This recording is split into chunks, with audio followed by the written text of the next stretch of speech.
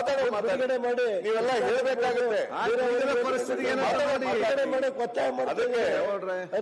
ಹೇಳ್ತೇನೆ ಅಧ್ಯಕ್ಷರೇ, ಇವತ್ತು ಒತ್ತಾಯ ಮಾಡಿದ್ರೆ ಮಾಡಿದ ಈಗಿನ ಪರಿಸ್ಥಿತಿ ಏನಿದಕ್ಕೆ ಸಮಸ್ಯೆಗೆ ಪರಿಹಾರ ಏನಂತ ಅದು ಹೇಳಿ. ಈಗ ಹಿಂದಿನ ಸ್ಟೋರಿ ಎಲ್ಲ ಸ್ಟೋರಿ ಅಲ್ಲ ರೀ ಇದು.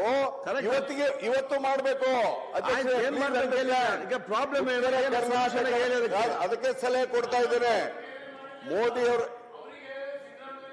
ಗೌರವ ಇರ್ಲಿ, ಬೇರೆಯವ್ರ ಬಗ್ಗೆ ಗೌರವ ಇರ್ಲಿ, ನಮ್ ಗವರ್ಮೆಂಟ್ ಕೂಡ ಇವ್ರು ಏನ್ ಮಾಡಿದ್ದಾರೆ ಅನ್ನುವಂತ ನಿಮ್ಮ ಸ್ಟಾಟಿಸ್ಟಿಕ್ಸ್ ನಾವು ಇಟ್ಕೊಂತೇವೆ.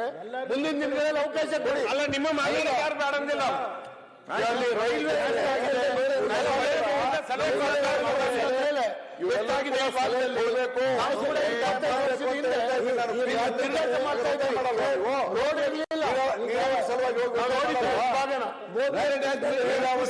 ಒತ್ತಾಯ ಮಾಡೋದು ಕರ್ನಾಟಕದ ಮಂತ್ರಿ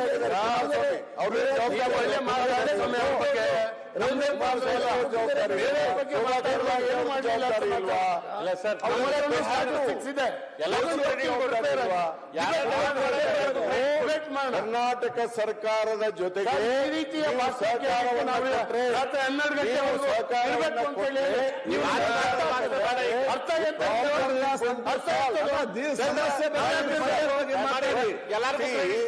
Honorable Prime Minister should address this.